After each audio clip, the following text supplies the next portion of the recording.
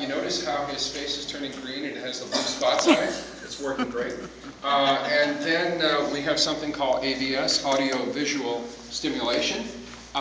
They are all parts of neurofeedback, and they have flashy little lights that go on with them, and they produce relaxation. They do a variety of things. So we have Jason here with us, and if you would like to try one of those, particularly Alpha Stim, you hook it on your earlobes, and it produces a small little stimulus of alpha, or a stimulus which stimulates your brain to produce alpha rhythms. Now, 85% of people respond well to alpha, and it's just kind of a real powerful experience. You put it on, and after a short time, you do feel like you're on a ship or already on that cruise, you know.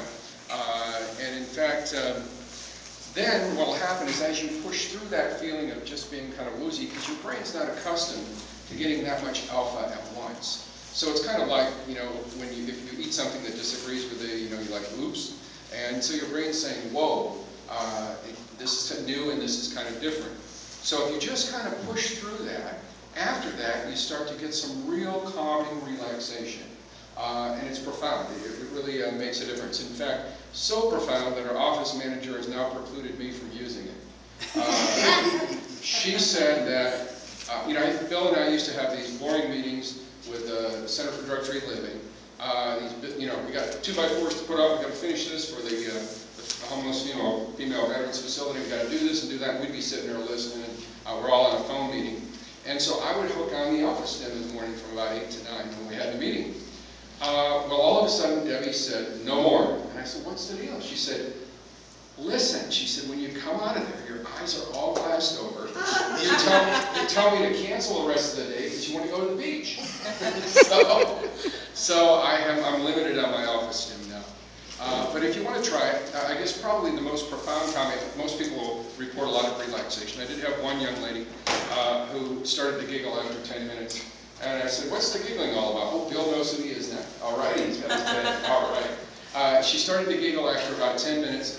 And I said, what's the giggle all about? And she said, do I have to tell you? I said, well, no, not really. But you can if you want. And so she kind of hesitated again. And she said, I just don't know how to say this. And I said, well, just go ahead. First she said, where can I get one of these? And then in the vernacular, her quote was, this shit's better than marijuana. so anyway, it's a natural item. In the American Psychologist, this last issue I noticed, I was surprised they have a full page ad. Online, AlphaStim, alpha-stim.org, they talk about a 99% report rate. It helps with insomnia, with depression, and with anxiety.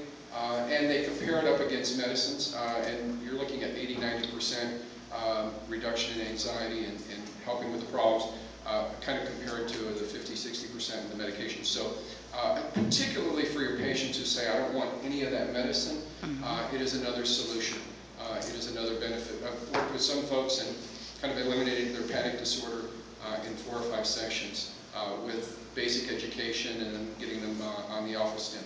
So it is a really powerful tool, and it's available. They sell it online, and the unfortunate thing is it's so good that it's getting more expensive. The original setup that we had, the original one was redesigned into this newer one, and what did they do, of course, because it's successful, they raised the price $200. So now it's up there at about $800. What we do is we let folks use them anytime they want when they come into the clinic. We also, if they want to purchase them, they purchase them on a time payment plan, so it works out okay that way.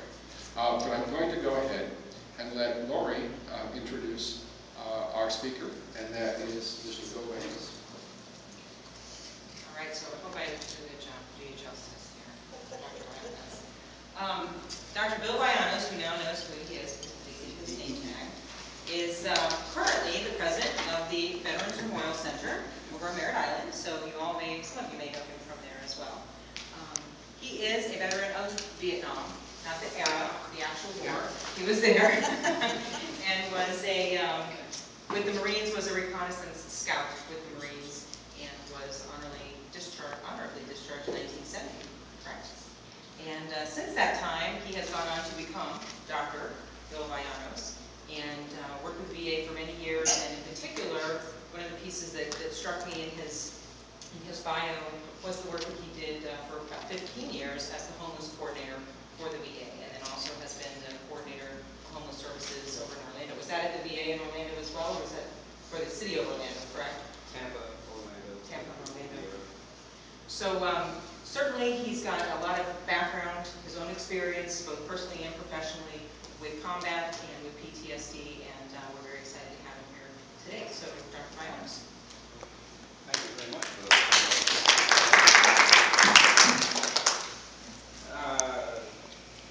Is this the panel discussion, or? No, this is what we did this morning. Same thing as this morning. Yeah, just push the R for rewind, and then just push play. It's a repeat. Repeat. Same topic, different people. And if you change it, I'm going to challenge Every picture has a story, in the famous words of that great philosopher Rod Stewart.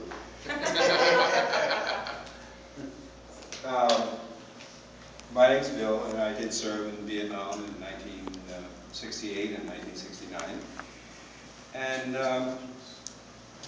I forgot my story. But at any rate, I went into the Marine Corps. I was the first son in a family, coming from a family that did not emphasize education. But I was the first son that came along that did not quit high school. And I had both academic and athletic opportunities to go to college. But I chose the Marine Corps because I was thinking with the wrong head. I wanted to wear that pretty blue uniform. Actually, my oldest brother came home from the Bay of Pigs invasion. And he would appear at our front door with a duffel bag over his shoulder. And the family would go crazy. And I was about 13 years old, and I thought, I want some of that. I'm going to be a Marine, and I'm going to be glorified, and I'm going to be appreciated. I had no clue where Vietnam was. Enlisted in the Marine Corps. Was trained as a machine gunner, which was a very marketable vocation in 1967. Still not knowing anything about Vietnam. Went to what they call staging out in Camp Pendleton. We played war games in the hills. And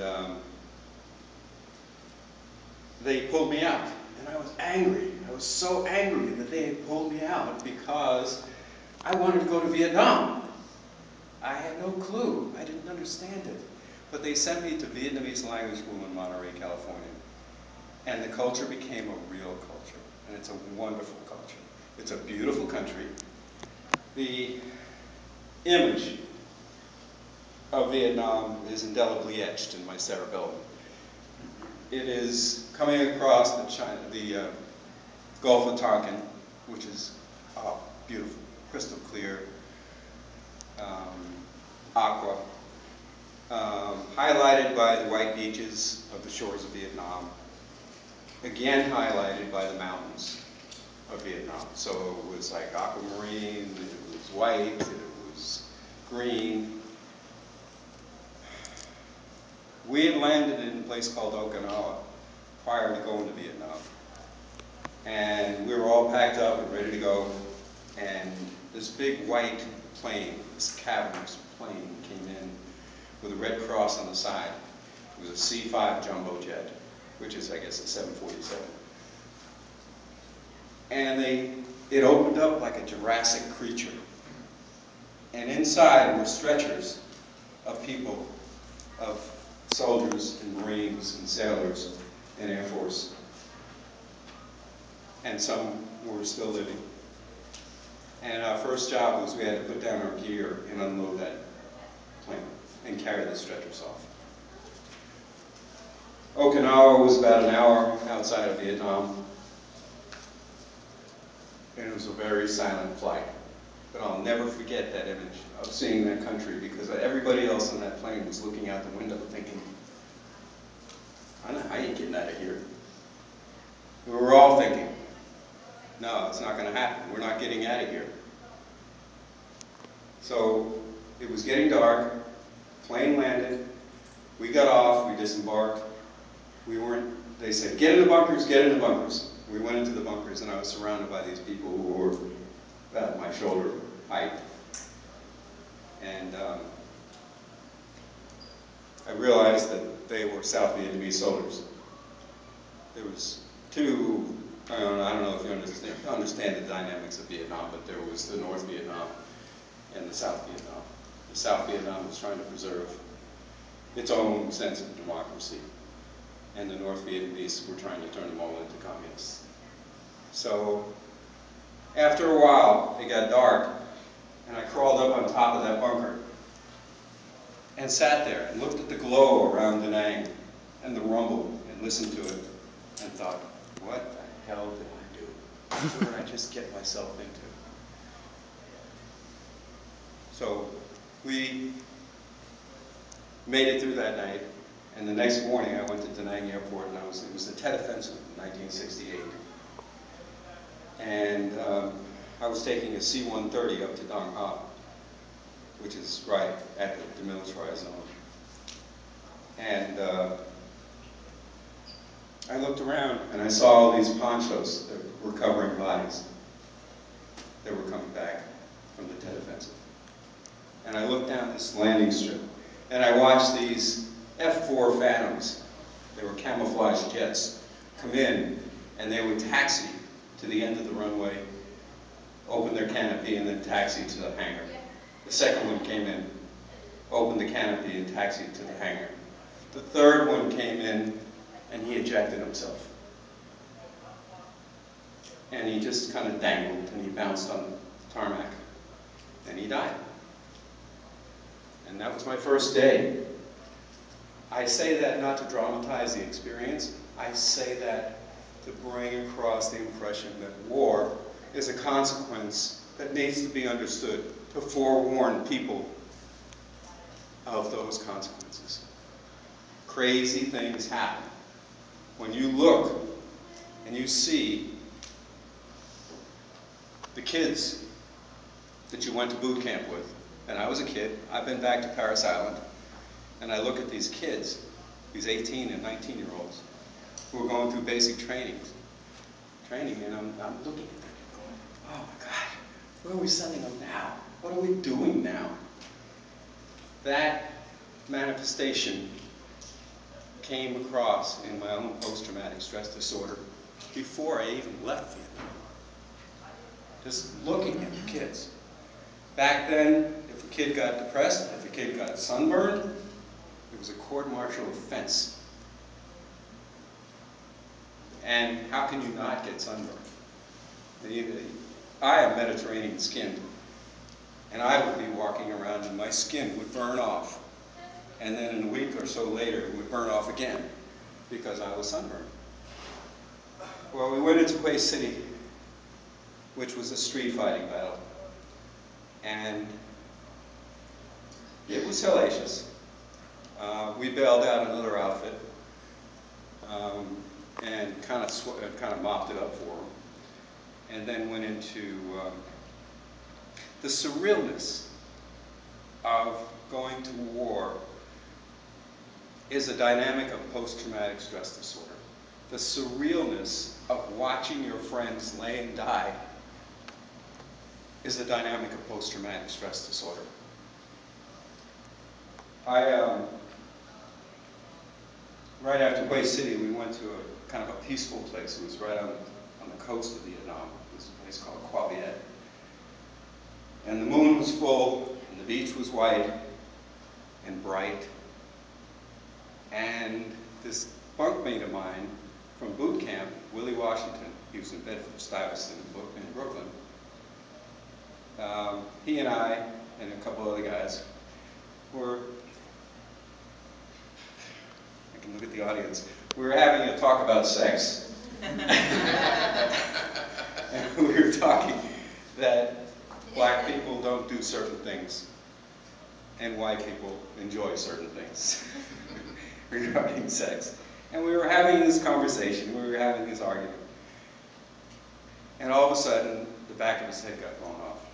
It was one of our own snipers who was inside the perimeter we were on, and Washington was killed. And we had to, the next morning when the sun came up, escort those snipers out. This is how crazy war is. Things happen. And things are so difficult to integrate into your life when you come home, and everyone does it in different ways. I've seen people, and I shared earlier this morning, that when I first got there, I thought I was walking on bullets. I mean, I just couldn't believe it when I would stop and say, wow, I was shot at. Somebody unloaded a magazine right at me. 6 months later, I was curled up, paralyzed with fear. Those dynamics occur. I remember having a gunnery sergeant, that's an E7 in a Marine, enlisted person, 7 rank in the Marine Corps, who we were being choppered into a hot LZ, and I said, Gunny, I can't get up. I can't move. And he said, Scout, you gotta get up. That's what Marines do. You gotta get up. And I said, no, I can't. My legs won't carry me. I am so scared. And 6 months before that, I was so courageous. And then a couple of months after that, I was so numb that I was stupid. and did some of the same crazy stuff again. Well, coming home from an experience like that, I shared earlier that I came home in July of 1969, and Neil Armstrong was walking on the moon, one giant step for mankind. And I went to a party, and I remember this party took place at a beach house out in Long Island, where I'm from. And we had a balcony that went around and looked down on this party. And when Neil Armstrong took that giant step for mankind, which is now being called into question, but when he took that giant step for mankind, everybody dropped their pants and pulled a moonie. Because that was the generation of streakers and moonies.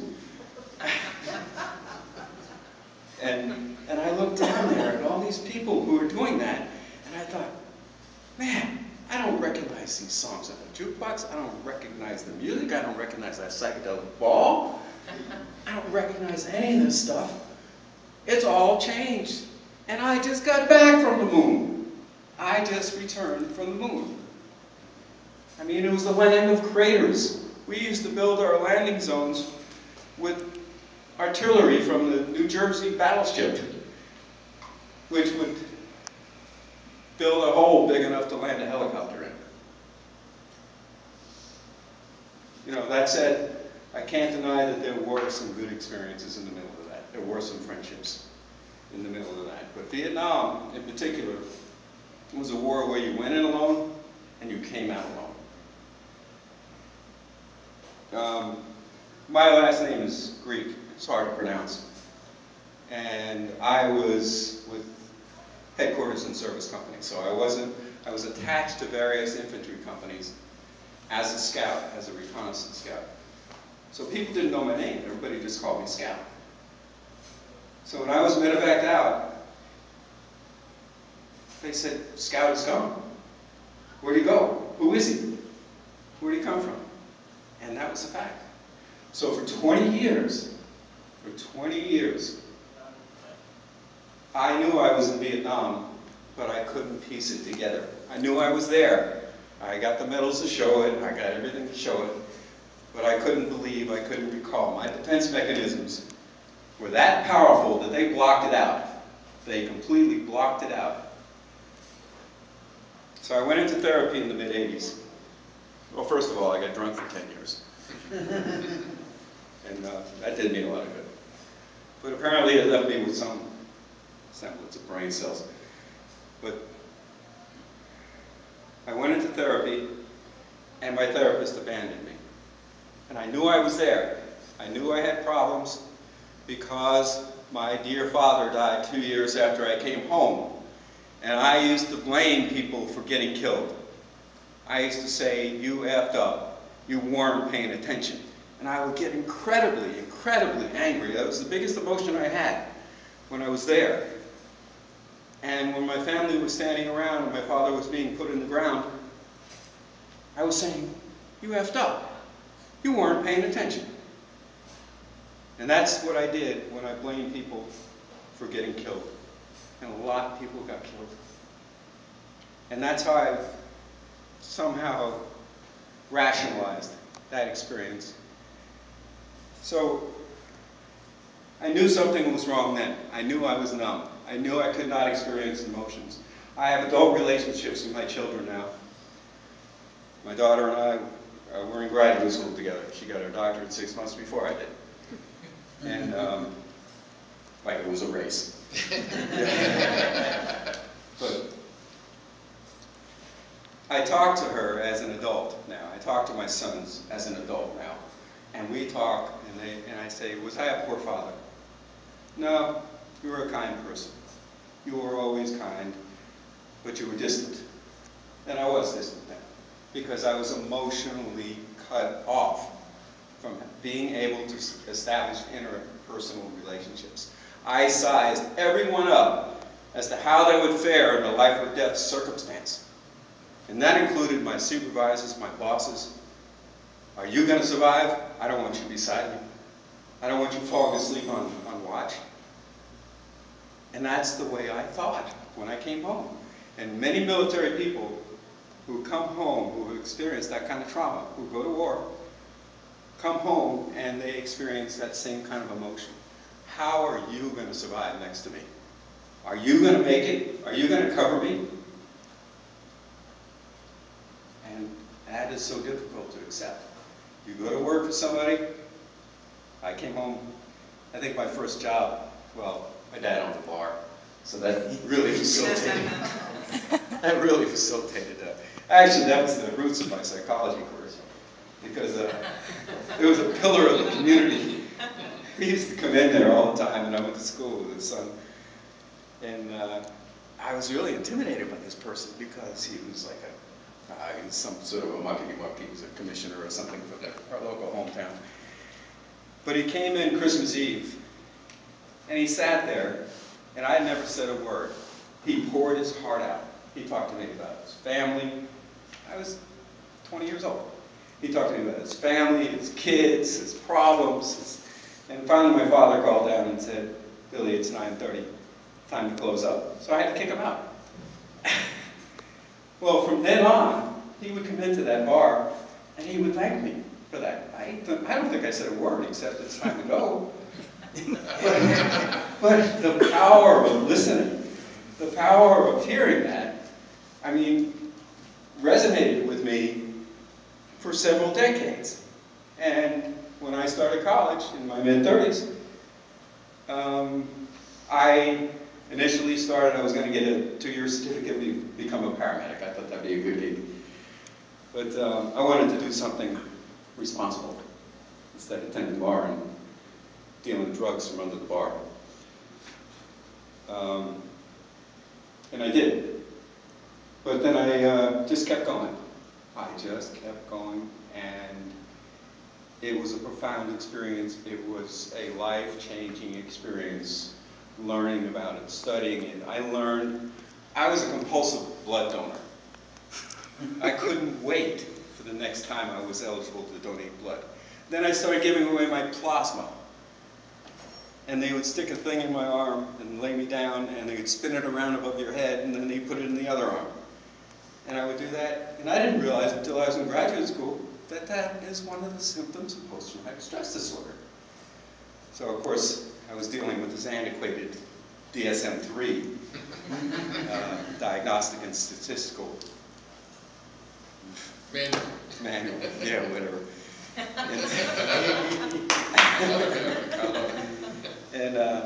But I would read and I would study. And they say people go into this profession for various reasons. Some people go in for prestige. Some people go in to look at themselves. Other people go in because they want to help. I think my reason was probably to take a look at myself. And I really wanted to do that. Going to graduate school for psychology is taking a look at yourself. And I needed to do that. I needed to go back and have those replenishing relationships with my children and talk to them about how I interacted with them and how distant I was at the time.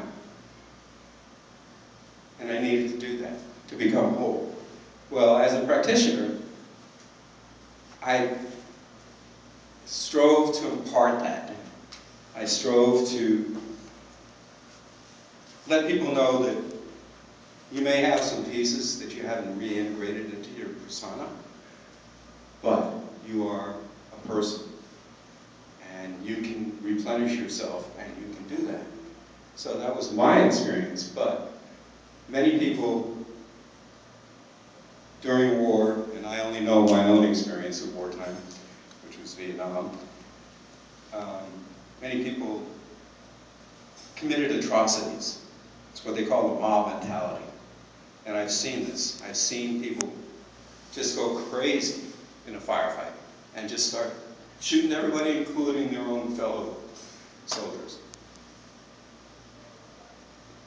And I am grateful to God that I never committed any atrocities. I was a partner in a very immoral cause. That war was immoral. I will not speak to the rest of the wars, but to me they're all immoral. And at one point, I'll never forget the night. We were being overrun, we were out of ammunition. It was probably 12 o'clock, 1 o'clock in the morning. And there were flares going up, and we were on a mountainside. And the enemy was hand-to-hand combat. And this guy, Mancini from Pennsylvania, came running by. He had this maniacal look on his face. He was happy. He was excited. He had no ammunition. He was just carrying a tree branch. And he was excited because he was in combat. That's what Marines are supposed to do. I curled up in the fetal position and thought, there can't be a God. There cannot be a God. And again, I need to reiterate that my family was not a strong religious family. We went to church on Easter and Christmas and did not emphasize education. But I curled up and I came home empty. I came home, I felt like I was soulless. So I filled my days and my nights with alcohol. And just trying to escape. Just trying to escape. And didn't manage to do that very effectively either. But when I came back into faith in my early 30s, I had a girlfriend at the time when we started going to church. And I used to be a runner. I used to run marathons. And I would pick flowers for her. And I would bring her those flowers. And we would go to church. We went to Unity Church at the time, which is sort of a kind of everything church. It's not. Anyway, we did that. And I began to come back into church. And we began to go to Baptist churches. And we began to go to Catholic churches. And we began to go to Presbyterian churches. And we began to go to all these other churches. And it began to fulfill. And to coin a Jungian term, I chose Eckerd College as my undergraduate degree. Eckerd College in St. Petersburg emphasizes race, class, and gender issues. I never thought of myself as a racist or a classist or a sexist, but I was. I wasn't overtly racist, classist, and gender oriented, but I had those thoughts. So I actually needed to study the Bible. I actually needed to study Judeo-Christian perspectives as an undergraduate. And I think I was blessed that I chose that. Because as editor of my college newspaper, everybody thought I was going to go to USF and become a journalist. And as an undergraduate, I was awarded All-American for a column I wrote called Bill Fulbright, and, which I thought was funny. But I chose Eckerd, and I think it, again, it was a very synchronistic experience because that opened my eyes to my racist views that I was raised with. That opened my eyes to my sexist concepts that I was raised with. That opened my eyes to the classist concepts that I was raised with. This was after the Vietnam experience, and that was part of the healing experience. Shortly after that, I went into therapy. The night before I went into therapy, I didn't know anything about it. I was, how much time am I? I was profoundly depressed. I was living in an apartment, I had no furniture, I sold it all. And I was crouched, Vietnamese style. When I say Vietnamese style, they used to sit for hours like this. And they could do this. And just sit for hours like this. And I could do that. Because I had acclimated to the culture. I was sitting in the corner, sitting Vietnamese style, with a bottle of Jack Daniels in front of me and a 45 beside me. That was 1986. Made it through that night. Next morning, I looked in the phone book and found the vet center. Never knew anything about it. Found the vet center. They came out and got me. They actually came to the apartment and they got me. And I went into therapy. But it was a staring contest. It was. I went to the wall for the first time. And I drove up there and came back, and my original therapist, back then the vet center used to be peer counselors. And my original therapist was a helicopter gunner. And essentially all we did was told war stories. And when I got back from seeing the wall for the first time, and I wrote my first short story that was published, when I was up there, I stayed up there for 3 days, wrote that story. It's called Hey 19.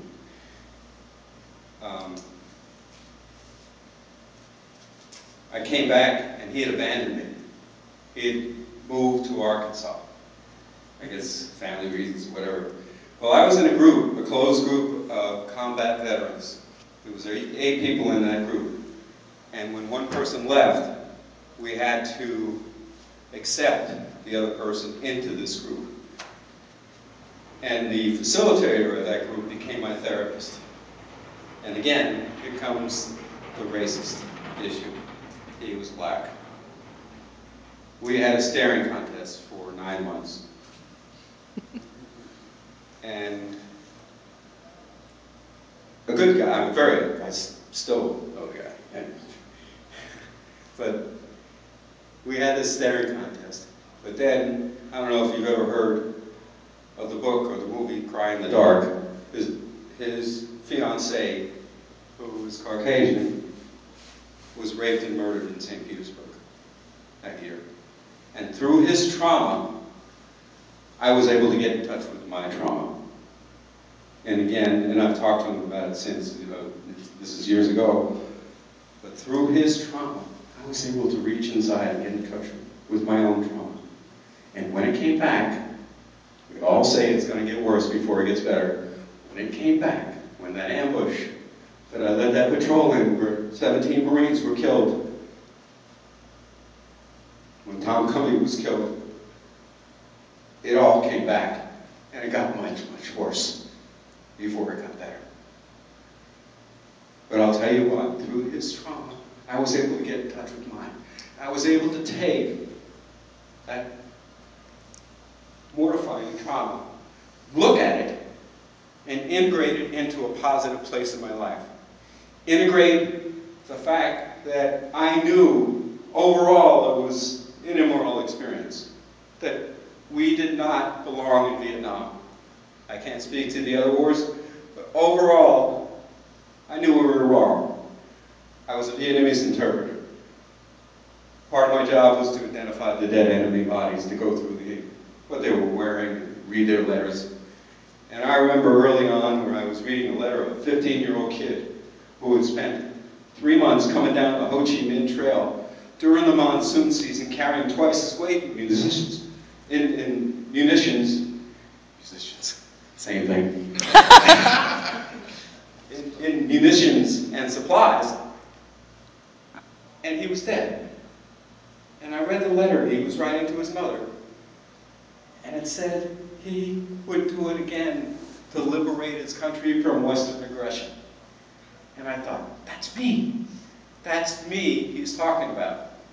Now, being a good Marine, I didn't turn around and run away. I couldn't swim. But anyway, that changed my whole philosophy when I was there. That was just a real eye-opener. What are we doing here? Why are we invading this country who wants to just live their own experience?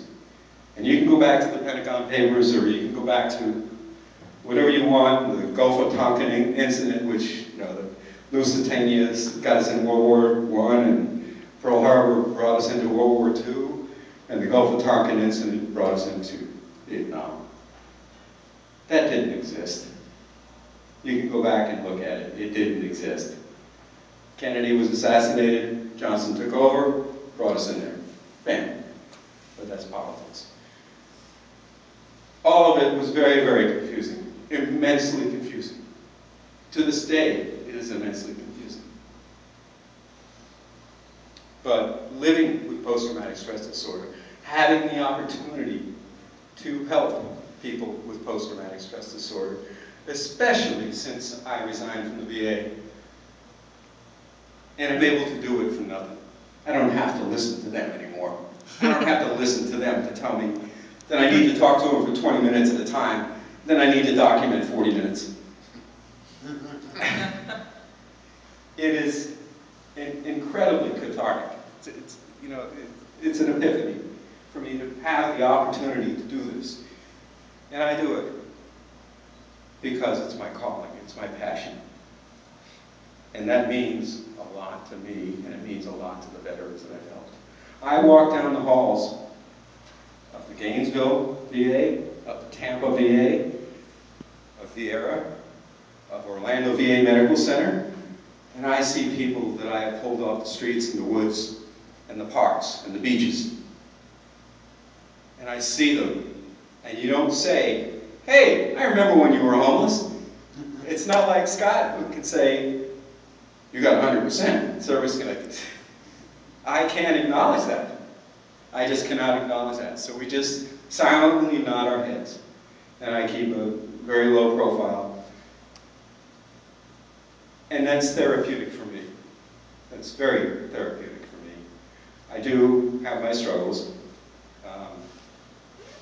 I am appointed to several capacities to help veterans. And I decline many more veterans than I actually help. Bless you. And it's sad to say. I mean, if somebody comes to me and they want rental assistance, I've been able to facilitate some profound things. I bought somebody a car last month. He was walking home from, I got him into transitional housing. He has 2 daughters. He was walking home from the port to Rockledge. I was able to get a $6,500 car for $1,000 and got it for him and paid for the registration. I was able to do that. But I asked him, what are you going to do next month? Because if I pay your electric bill, if I pay your auto payment, or I pay your rental payment this month, what are you going to do next month? There's a sense of responsibility that needs to come with that kind of. That is my PTSD today. It is declining more people than I actually help. I mean, I probably interviewed, well, last month, 110 people. I helped 16. I talked to them, but if they don't have any resolution to their issues, then there's no point in my helping them. There's no point in my, paying their rent. There's no point in my turning their lights back on, because if they can't do it again next month, I can't help you. So there's a sense of responsibility in homeless recovery, in any recovery. And there absolutely is. There just it absolutely is. You need to assume that sense of responsibility. You need to accept it, and you need to embrace it. So I've rambled on